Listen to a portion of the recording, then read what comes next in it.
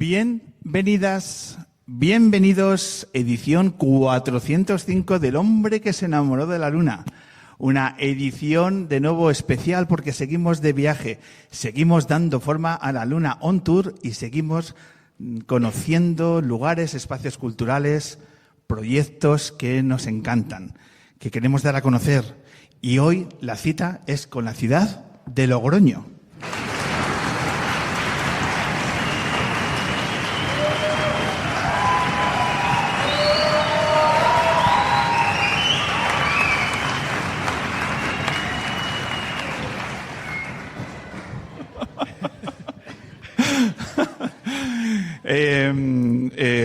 No he visto público más a favor de obra en toda la gira, ¿eh? Así somos. Diego M. Continente, bienvenido de nuevo al hombre que se enamoró de la luna. Muchas gracias. Nos conocimos hace un par de años en Canales de la Sierra y todo lo que va a pasar ahora es fruto de aquel fin de semana donde nos conocimos y empezamos a trazar un montón de cosas que dan como resultado esta tarde. Diego, ¿dónde estamos? ¿Dónde estamos grabando esta luna? Pues esto es el antiguo teatro de la CNT, ¿no? Y la verdad que es que has preguntado eso al que no es de Logroño. O sea, igual Edu sabe hablar un poco más de esto. Pero bueno, sí, es un sitio histórico dentro de lo que es el underground, digamos, de Logroño. Claro, cuando empezamos a sondear la posibilidad de dedicar un programa, porque este programa está dedicado a una escuela de música moderna, la escuela Amadeus, de la cual tú eres el director, de la cual llevas 10 años liderando este proyecto y que, por tanto, es la excusa perfecta para una cosa que, Diego, llevamos mucho tiempo pensando y es cómo podemos hacer un programa dedicado a los adolescentes, a los chavales, a los niños y niñas. Y esta oportunidad que nos brinda Amadeus es la oportunidad perfecta para que ellos sean los protagonistas. Por eso, este grupo de chavales que están ahora ahí escondidos en la penumbra del tremendo escenario que es el que tiene aquí el espacio de la CNT aquí en Logroño, cuidado, van a tocar a continuación. Si queréis, sentiros libres, si lo queréis hacer luego lo hacéis, ¿eh? O sea, no. Es más, me gustaría que lo hicierais en algún momento, ¿vale? ¿Vale? Al menos 3 veces lo podemos hacer. ¿Os parece? ¿Sí? Venga. Bueno, pues el grupo de chavales del alumnado de Amadeus van a ser los protagonistas en el segundo bloque, porque nuestros programas siempre tienen música en directo. Y hoy la música, después de un montón de grupos consolidados, emergentes, un montón de proyectos, van a ser un grupo de estudiantes de tu escuela musical. Esto es realmente emocionante para mí, imagino, Diego, que para ti también. Sí. Si vamos por ahí, no voy a hablar. Pues, claro, por esto me toca mucho. Entonces, sí, es muy emocionante. Ahí vale, lo dejo. Eso es. Luego vamos a hablar con todos ellos y vamos a escuchar 3 canciones que han estado preparando estos días y vamos a ver todo su talento y todo va a ir fenomenal. Además nos acompaña otra figura también relevante de la ciudad de Logroño, que es un comunicador excepcional, es matemático, lo habéis visto en las pantallas de televisión española presentando un programa que es referente, como es Órbita Laica, y por eso yo creo que también se merece este pedazo de aplauso Eduardo Sainz de Cabezón.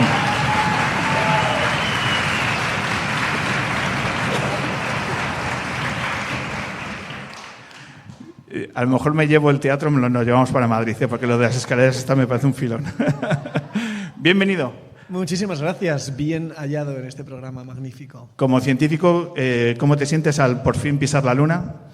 Hombre, pues era algo de lo que tenía ganas. Ya se ha oído que lo de las cosas del espacio van despacio, pues ya ha llegado el momento. Así que agradecidísimo. ¿Te lo imaginabas así el día que pisabas la luna, de pronto con este público, con este espacio? Imagínate que digo que sí, que sí, lo imaginaba exactamente así. No, y además es una cosa que quizá podemos hablar después, ¿no? Que la luna parece que está todo en silencio. Y creo que precisamente lo que venimos aquí es a romper el silencio, así que cuidadito con los de la luna, que os vamos a asustar a los habitantes si es que los tenéis. Vamos a empezar por el inicio, porque, claro, aquí en Logroño todo el mundo os conoce, o una gran parte de la ciudad os conoce por toda vuestra actividad cultural, profesional, etcétera, pero aquí, ante todo, tenemos a 2 amigos. Bueno, ahí estamos, nos vemos mucho por ahí.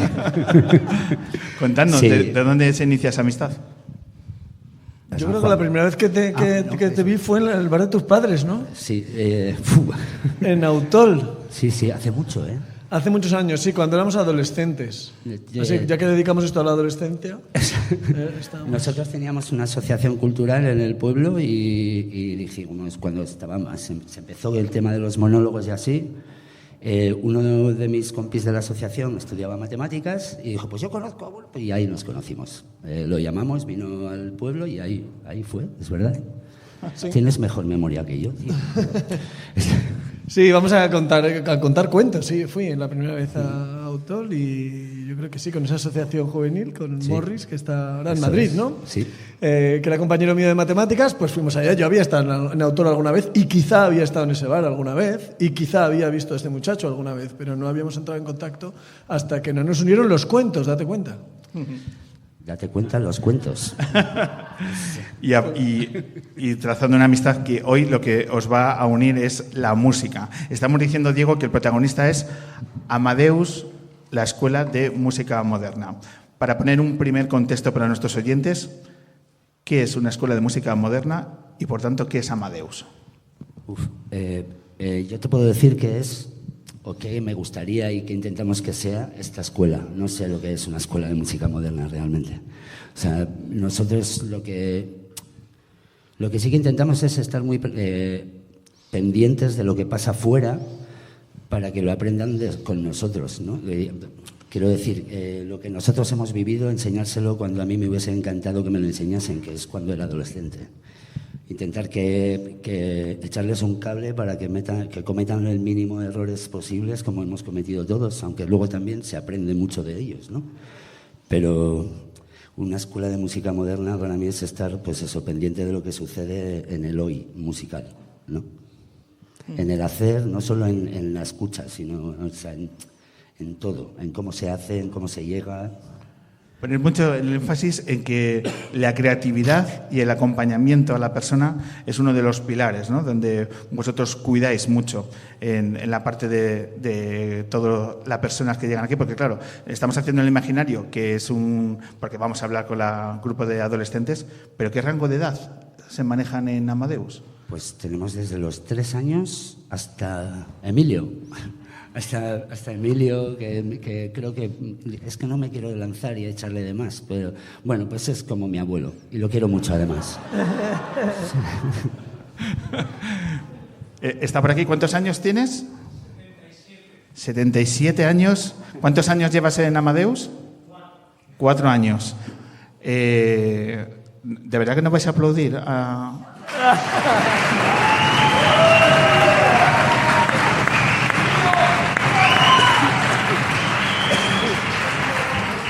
Ya tiene edad para ser un rolling.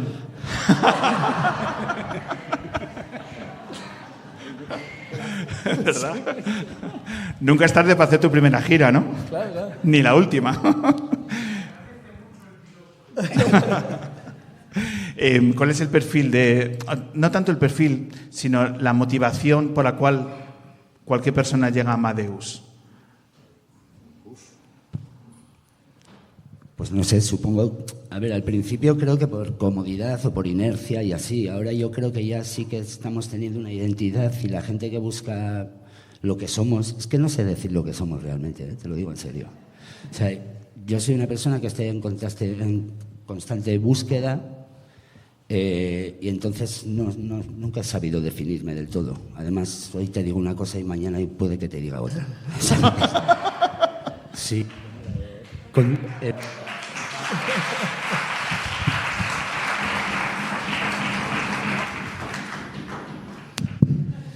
Como era aquello de me contradigo con tengo multitudes o algo así, ¿no? Pues eso, es que creo que el perfil de la gente que viene ahora mismo es, pues eso, busca música moderna, ¿no? Música más rock, más pop, más funky, más viva.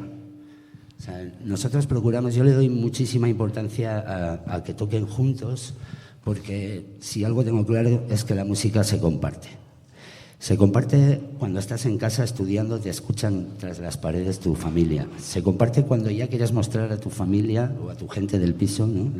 Lo que estás haciendo. Se comparte luego en el local, se comparte en un concierto, se comparte cuando lo sueltas a las redes, ¿no? Entonces yo le doy muchísimo valor a que toquen juntos, que creo que es donde se coge sentido todas esas horas de esfuerzo que te pegas en la habitación tú solo, ¿no? Entonces, no sé. Tiene que ser una especie de sueño hecho realidad el hecho de que tú, después de tantos años formándote en distintos lugares, hayas tenido la oportunidad de que un día te dicen, mira, coge las riendas de Amadeus, aterrízalo a tu forma de entender y de sentir la música.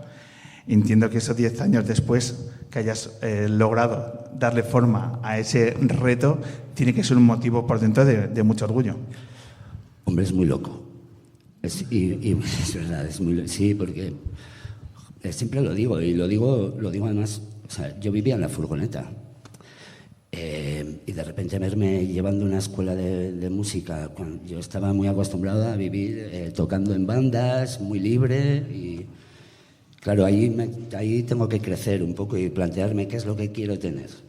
Pues ahí es donde dije, pues mira, quiero tener la escuela a la que a mí me hubiese gustado ir, entendiendo que no todos tenemos las mismas aptitudes para la educación, ¿no? El mismo. Entonces yo le di la vuelta, porque a mí me funcionó darle la vuelta. Yo intenté hacer una escuela en la que se aprenda desde la emoción y a que a través de la emoción llegues al conocimiento, ¿no? Y lo hemos conseguido. Entonces estoy muy contento hoy y emocionado porque hoy va a tocar gente que lleva con nosotros muchos años. Es que me emociona, en serio.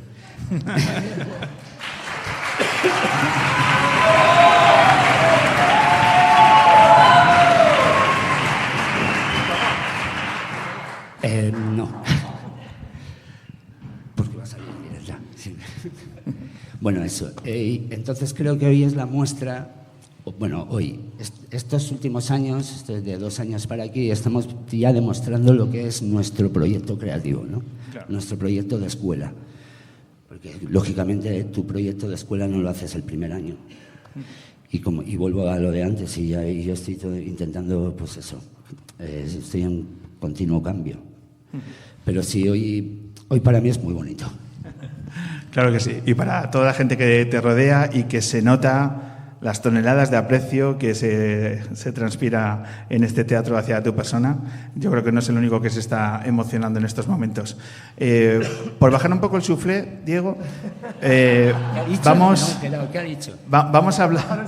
Sí, bajar el suflé emocional. Vamos a hablar de tu experiencia y quiero que debatamos un poco cómo es la forma mejor o que vosotros apostáis por la enseñanza musical. Tú has sido alumno de conservatorio. 2 años. 2 años, en Calahorra. Sí. ¿Qué tal? ¿Todo bien? Sí, me trató bien. Aquí estoy. No sé. Sí. A ver, creo... Pues ese es uno de los errores que cometí. Pero aprendí mucho de él. O sea, exacto. Claro. O sea, de hecho, creo que mucho de lo que tiene ahora mismo Amadeus está en esos 2 años de conservatorio. O sea, yo amaba la música. Y además era obseso. Cuando a mí me dicen normas que incumplían todos los grupos. Casi de la necesidad de que uno tiene, ¿no? Tanto quien enseña como quien aprende. Somos seres que estamos hechos para aprender, biológicamente estamos hechos para aprender. Nosotros aprendemos mucho más que cualquier otro ser que viva en este planeta y aprendemos mucho más que cualquier otra máquina que viva en este planeta. Somos mucho más listos que la inteligencia artificial, mucho más. Y aprendemos mucho más y mucho mejor que la inteligencia artificial. Y estamos hechos para enseñar también. Y probablemente la mejor forma, y quizá Diego puede corroborar esto, de enseñar cualquier cosa es aprenderla. Y de aprender cualquier cosa es enseñarla.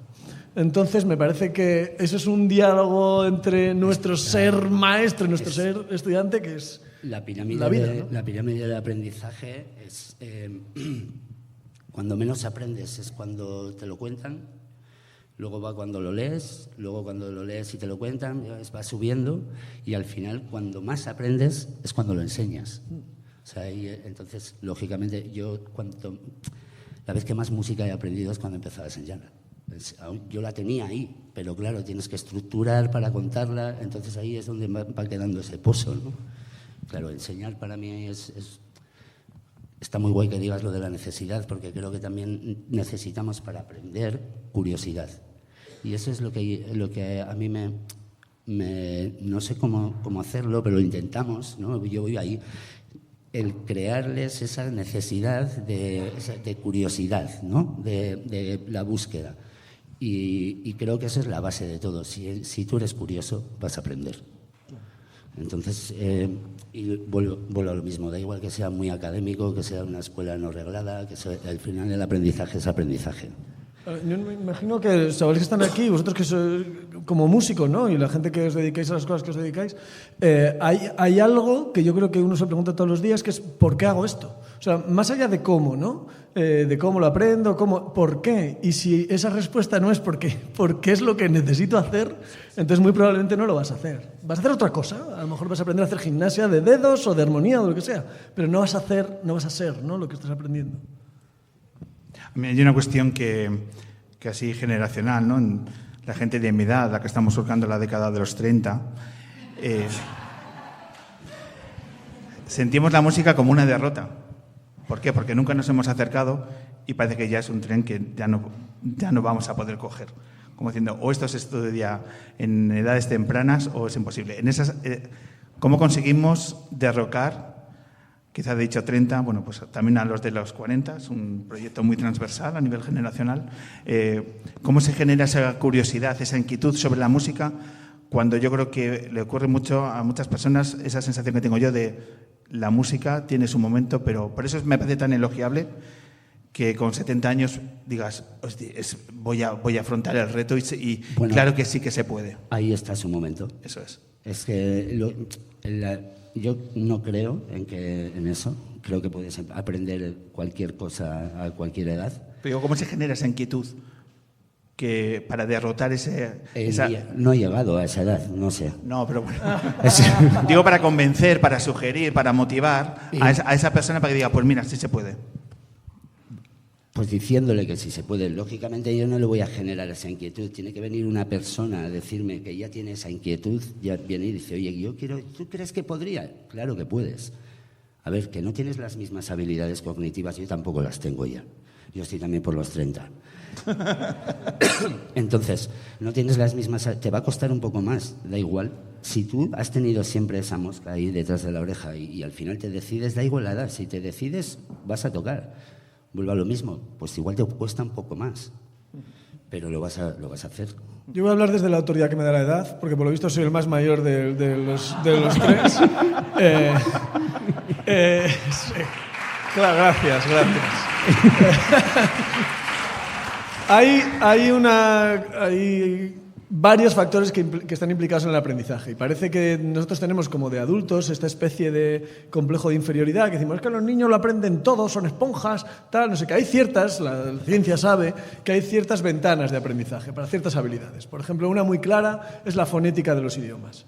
La fonética, cómo se pronuncian las palabras, hay una ventana de aprendizaje, es muy temprana, es en niños muy pequeños. Eso no quiere decir que fuera de esa ventana de oportunidad tú no lo puedas aprender. Vas a tener que dedicar esfuerzos específicos para aprender eso. Pero no quiere decir que tú no puedas aprender a pronunciar el japonés cuando tienes 30 años, como tenéis vosotros, ¿no?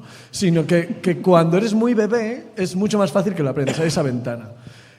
Y los niños, las niñas tienen una ventaja a la hora del aprendizaje que es una gran plasticidad neuronal, se llama, ¿no? Nuestras neuronas están continuamente cambiando cuando aprendemos. Que haya una gran plasticidad neuronal en la infancia no quiere decir que no la haya en la adultez. Pensad, la gente que tiene 77 años o la gente que tiene más de 77 años o menos, todo lo que saben sobre ordenadores e Internet lo han aprendido en los últimos 20 años. Y cuando ya eran muy adultos, ¿no? Entonces esa plasticidad neuronal sigue. Pero es que además tenemos una ventaja sobre los niños para aprender cosas, sobre las personas pequeñas. Y es que la inmensa mayoría de lo que aprendemos lo hacemos porque lo asociamos con lo que ya sabemos. Y cuando tenemos 30 años sabemos mucho más que cuando tenemos 8.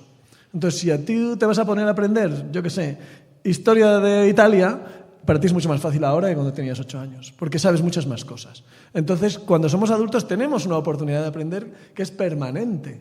Entonces, ese sí tú puedes, claro que puedes. ¿Qué hace falta? Organizarse, echarle los recursos que quieres echarle. Lo que no puedes hacer es coger la guitarra media hora cada 3 meses y decir, es que no valgo para esto. Eso no, es. Claro. Es decir, que nos quedan muchas ventanas de aprendizaje todavía. Sí. Oh, qué bien. Es que, qué regalo.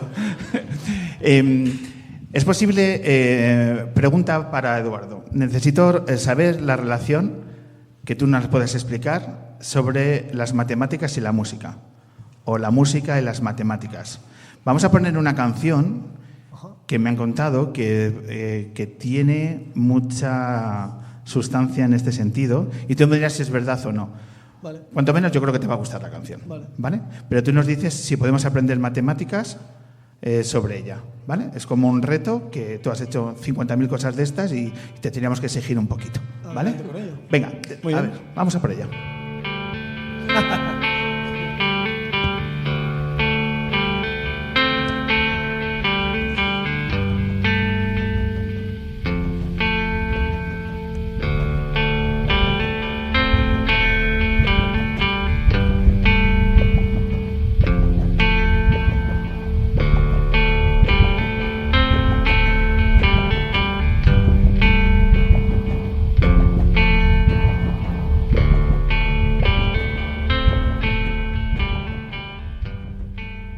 Este es el inicio de una canción de Tool, que hablábamos antes de los fabulosos nombres que tienen los grupos musicales.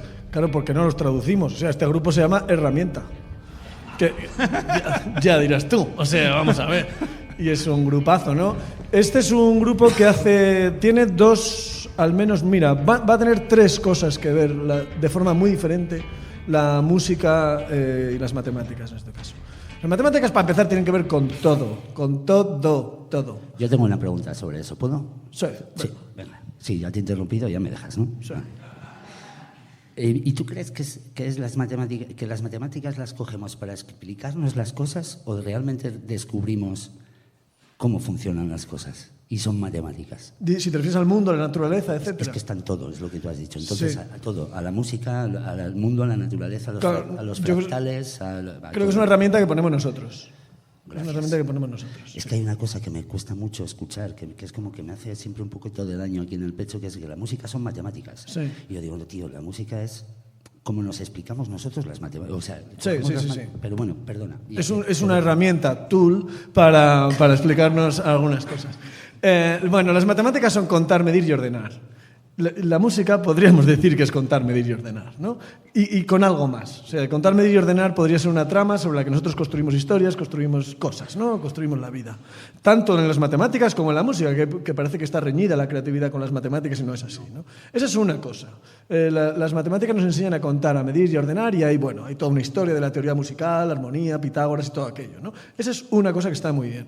Hay otra cosa que es como referente artístico, como fuerza creadora y como referente creador. Eso, por ejemplo, lo hace Tool muy bien.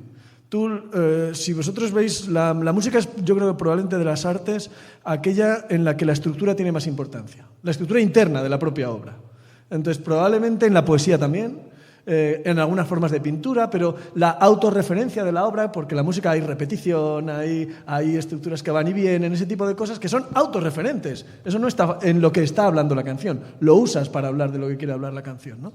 Entonces, en ese sentido, yo creo que las matemáticas tienen mucho que ver con la música porque las matemáticas son también muy autorreferentes. La estructura es muy importante cuando hacemos matemáticas, ¿no?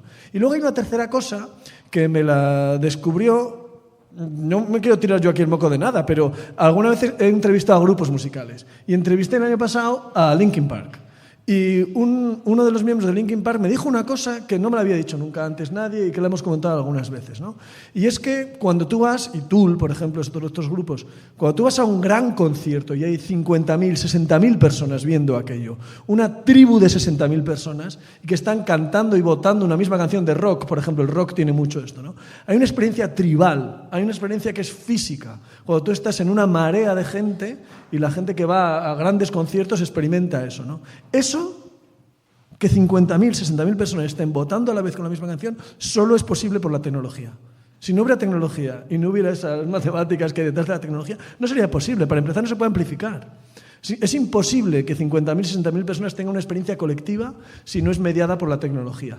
Y eso me parece que en el mundo de la música moderna es muy relevante, porque hay muchas cosas que dices, joder, yo he visto mucho, a mí me gusta el heavy y todo eso, y hay muchos grupos que son muy malos musicalmente, pero no aportan gran cosa si te pones a analizarlos de una forma teórica, ¿no? Pero wow, la experiencia que tienes escuchando esos grupos y metiéndote dentro de esa tribu junto a otras 50.000 personas, eso es maravilloso. ¿Qué experiencias, qué recuerdos, qué conciertos son los que a ti te han supuesto una emoción en la clave que estás comentando? ¿Cuáles son aquellas noches que guardas un recuerdo? Yo recuerdo mucho, quizás la primera experiencia, ¿no? Así de adolescente, cuando éramos adolescentes de verdad, y no como estáis diciendo vosotros. Yo recuerdo que teníamos 16 años, esto se graba y quizá no debería decir esto, pero mi hermano Javi y yo, yo tenía 16 y mi hermano tenía 15, nos fuimos, no voy a decir en qué circunstancias, a ver un concierto a Pamplona. Y claro, nosotros habíamos, pues con 15, con 16 años, y en un mundo en el que no había internet ni todo esto, pues el acceso que tienes a la música era el boca a boca de tus colegas, las cintas esas piratas que había en los hippies en San Mateo, todo eso, ¿no? Y entonces nos fuimos a ver a un concierto en el que estaban en la plenitud de sus poderes Helloween, Anthrax, Metallica y Iron Maiden juntos. Monster of Rock, ¿no? El Monster of Rock del 88. Un día más en la Pamplona de aquellos tiempos. Un día ¿no? más en la Pamplona de aquel momento, ¿no? Entonces, claro, yo recuerdo, fíjate que luego he dicho a mis amigos, he dicho bestialidades de este grupo, pero yo recuerdo el concierto de Metallica en aquel momento. O sea, yo había oído 4 cosas de Metallica. Y fueron 40 minutos de un tren que te arrolla por encima y dices, o sea, y estabas al final del concierto diciendo, madre mía, pero ¿qué es lo que acabo de vivir? O sea, yo creo que es uno de esos momentos que dices, he pasado de niña a mujer. O sea, he superado, he entrado en la edad adulta, ¿no? O sea, si fuéramos pedantes diríamos que fue una experiencia iniciática, pero no lo somos. Entonces hablamos de niña a mujer. Me has hecho recordar cuál fue mi primer concierto, y no sé si comparto una mesa. Pues que fue Emilio Aragón, con su pedazo de disco de... No lo tenías que haber dicho. Para bajar el suflé. Para bajar el suflé, ¿no?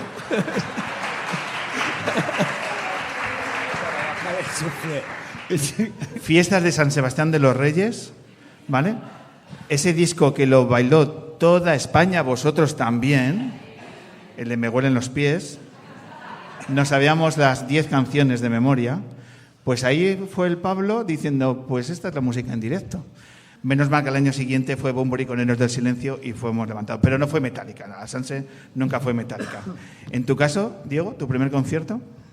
Pues así grande, porque sí que había ido a pequeños, a grupos locales y así, Héroes del Silencio. ¿También? Sí, y la verdad que me explotó la cabeza.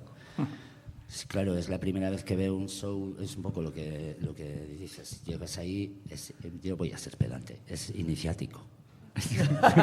No, me parece joder, todo el mundo creo que va a recordar su primer concierto, ¿no? Porque sí que es una experiencia como... Claro. Entiendo que los músicos guardan con un recuerdo muy especial esa primera vez que estuvieron en el público y demás, y luego cuando se suben al escenario, imagino que también es un momento que se recuerda. Hablando de las primeras veces, hemos reparado estos días en un documento audiovisual que vamos a poner ahora para que una persona nos cuente cómo fue su primera vez en un momento, yo creo que importante de su carrera audiovisual, ¿vale? Vamos a ver cómo fue la presentación del primer programa que Eduardo Sáenz de Cabezón presentaba, Órbita Laica. Gracias.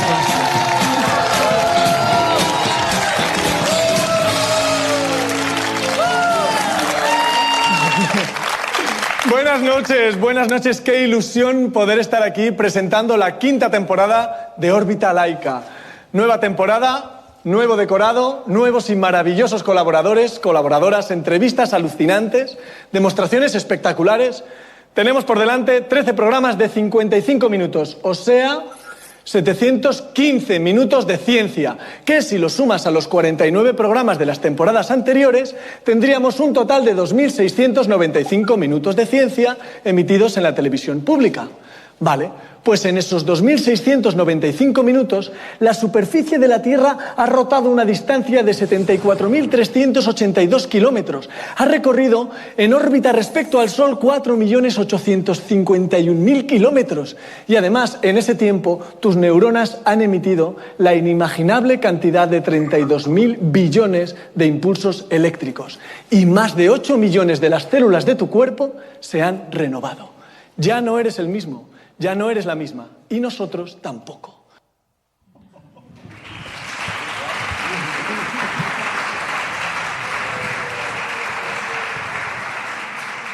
Yo lo leo todo eso lo leo, ¿eh?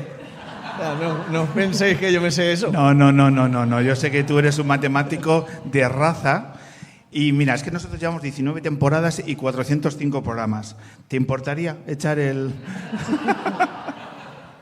405 es múltiplo de 3, de hecho es múltiplo de 9, es 135 por 3. Y yo...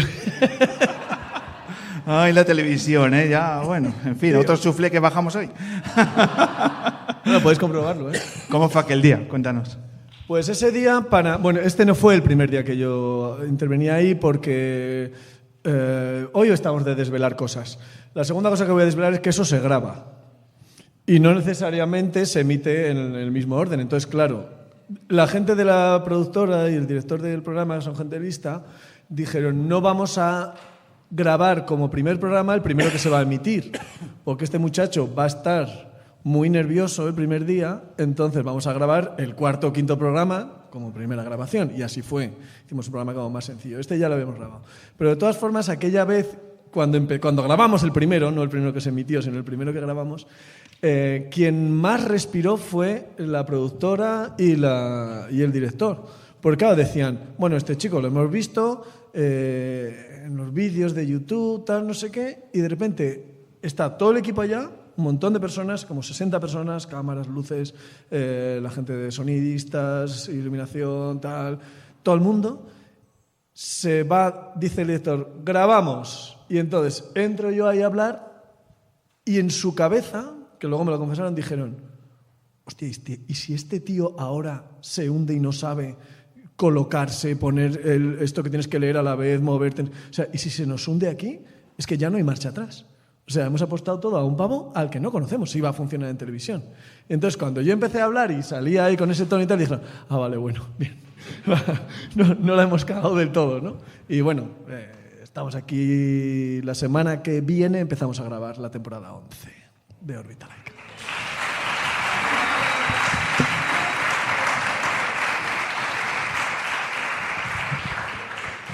Esto es un ejemplo de momentos en el que uno debe de afrontar, en este caso en la televisión, los músicos también, o sea, la cantidad de primeras veces que uno afronta y que la música también te permite a desarrollar unas capacidades que luego unas habilidades que las vas a llevar a tu día a día. Lo digo porque el grupo de chavales hoy posiblemente van a hacer su primera entrevista, posiblemente, a lo mejor van a hablar por primera vez en público, lo van a hacer fenomenal porque me han hablado súper bien a todos los niveles. Pero quiero decir que la experiencia de Amadeus va mucho más allá de meterte en un aula y ir sacando temas, ¿no? Es un desarrollo integral de la persona que la música posibilita que crezcan en muchos más espacios. Luego también a colación porque Amadeus tiene esa vocación comunitaria de apertura y de estar a pie de calle en eventos y demás. Me gustaría que me hablaras, Diego, de ese enfoque, de decir Amadeus puertas abiertas y que también tenga presencia activa en lo que es la vida cultural. Bueno, pues tiene un poco que ver con lo que decía antes, compartir, ¿no? Tengo la suerte de que conozco a gente que hace festivales y cosas chulas, pues ¿por qué no hacer de puente con ellos y el festi, que conozcan eso? O por ejemplo, que ahora que dices puertas abiertas, este año, bueno, voy a contar yo también cosas así que como no os veo por los focos, parece que estamos los tres solos, venga, lo cuento. Este año por primera vez, y lo digo así, económicamente, pues voy más o menos bien. Entonces, en vez de ahorrar, que no he sido yo mucho de eso nunca, he dicho, pues ¿por qué no hacemos un coro gratis para los alumnos y las familias de los alumnos que han confiado en nosotros tanto tiempo y así, y creamos un poco más de comunidad, ¿no? ¿Por qué no les enseñamos también gratis lenguaje musical? Para mí eso es también compartir, en vez de ahorrar, que me diría mi abuelo. Pero pues yo es que es como soy. Y si no puedo tener una escuela como soy, prefiero no tenerla.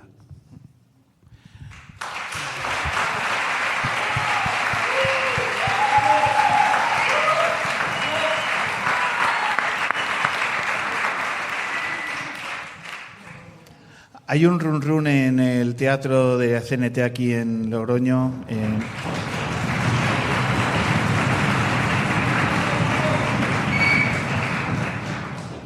Eduardo, que tú sabes a nivel cognitivo, sabes muchas cosas. Tengo la sensación que el lunes voy a decir en el trabajo, pues hemos grabado el programa en Logroño y voy a escuchar este sonido.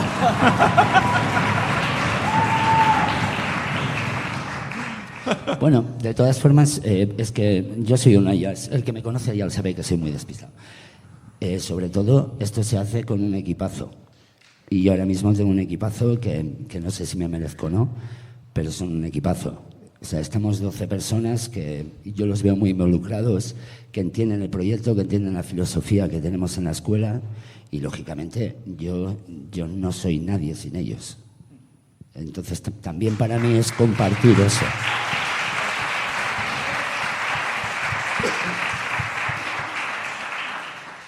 Eso es que un proyecto así no se hace por una sola persona. Tienes ahí un grupo de profesores que están aupando el proyecto, que se cree en la metodología, que es fundamental. Un grupo de alumnos y alumnas que me decías esta mañana que puede estar alrededor de las 200 personas, arriba abajo, dependiendo de más, pero 200 personas también. No llegamos a 200. Bueno, pero después de este programa sabes que vais a llegar a 200, ¿no? Van a venir de Madrid ahí ¿sabes? Bueno, que no, la intención no es esa. Que a partir, en serio. Gracias a este programa, el perfil de gente de más de 40 años se va a disparar, ya lo sabes, ¿no? Pero bueno. Pues estaría guay eso, en sus casas, en sus escuelas. Cosas más difíciles hemos hecho en la Luna. A modo de introducción, porque ya se va acercando el momento de escuchar a los grandes protagonistas de esta tarde-noche. ¿Qué son los combos de Amadeu? Del Amadeus. Siento repetirme, pero vuelvo a lo mismo, compartir. Sí, pero digo, no, ya técnicamente. Vamos a escuchar 3 combos. Quiero que hagas presentación de lo que vamos a ver en el segundo y escuchar en el segundo bloque. Déjanos la pelotita votando para que luego lo rematen ellos. ¿Qué vamos a ver después de la continuidad? ¿Qué vamos a ver? ¿Qué vamos a escuchar? Bueno, pues vamos a ver... yo creo que es un poco lo que he dicho antes, gente que ya lleva con nosotros unos años y vamos a ver el resultado del proyecto educativo que tenemos. Para mí es muy importante, por ejemplo, ya hay un grupo, ya no son 3 combos. Uno de los 3 es un grupo que se ha creado de varios combos, que ellos han dicho vamos a hacer un grupo y van a tocar una canción suya, que es otra de las metas de la escuela. Que realmente hagan sus temas y los disfruten y no tienen por qué ser Vivaldi, sino gente que se emociona haciendo y que tenga la necesidad, que decíamos antes, de hacer eso. ¿De por qué lo hago? Porque lo necesito, porque me sale, porque es lo que tengo aquí. Y eso para mí es muy bonito. Entonces, uno de los 3, Gaupasa, va a tocar su canción. Luego los otros 2 combos van a tocar 2 versiones. Pero es que... tampoco quiero poner por encima que hagan su canción, aunque yo a los otros ya les animo desde aquí que empiecen a hacer sus temas, ¿no? Es que me jode repetirme tanto, pero lo que hacen es compartir y a mí verlos así juntos es que me llena. Vale, pues venga, la ruta a partir de ahora va a ser lo siguiente. Vamos a escuchar una canción que va a ser la continuidad entre los 2 bloques, se van a preparar el primer combo. Vamos a escuchar la sección de María Maquieira, la ilustradora gallega que nos regala unos dibujos que ahora os presentaré. Y a continuación, el primer combo, ¿cuál va a ser? Cuarto piso. Eso.